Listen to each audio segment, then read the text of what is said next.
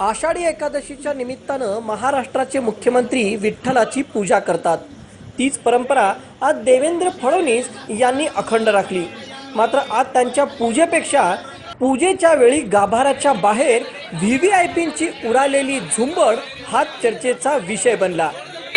मुख्यमंत्र्यांसोबत आलेली so called व्हीव्हीआयपींची गर्दी आणि त्यांच्यात सुरू असलेली रेटारेटी इतकी प्रचंड होती की त्यामुळे गाभाऱ्यामध्ये पूजेचं साहित्य पोहोचणं सुद्धा कठीण बनलं होतं। त्यामुळे मुख्यमंत्र्यांनी कसा बसा हा आरतीचा कार्यक्रम अक्षरशः उरकून घेतला। पूजा संपल्यानंतर सुद्धा मुख्यमंत्री आणि त्यांच्या पत्नी यांना बाहेर येण्यासाठी अक्षरशः गर्दीतून वाट काढावी लागली। मुख्यमंत्री बाहेर पडल्यानंतर तर या व्हीव्हीआयपींची गर्दी इतकी वाढली की प्रत्येकाला रेटारेटी करतच गाभाऱ्यामध्ये पोहोचावं लागलं। शासकीय पूजेच्या विधीचा वेळ हा सुमारे अर्धा तासाचा आहे।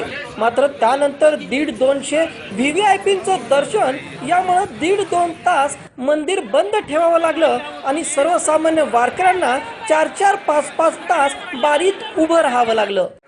सायंकाळी 5 वाजता लागलो, 11 वाजता बंद पडली, 2:30 वाजता सुरुवात झाली, पुन्हा 7 मध्ये आलो, 4 बंद पडली, 4 वाजता सुरुवात झाली, 5 वाजता दर्शन झालं सकाळी।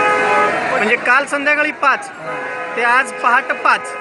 राज्यातील जनतेला सुखी ठेव असं साकडं मुख्यमंत्र्यांनी विठ्ठलाला घातलं खरं, मात्र त्यांच्याबरोबरची गर्दी कमी केली असती तर बारीत उभारलेल्या वारकऱ्यांना सुखानं विठ्ठलाचं दर्शन घेता आलं असतं हे खरं। दीपक होमकर, ऑनलाईन लोकमत, पंढरपूर।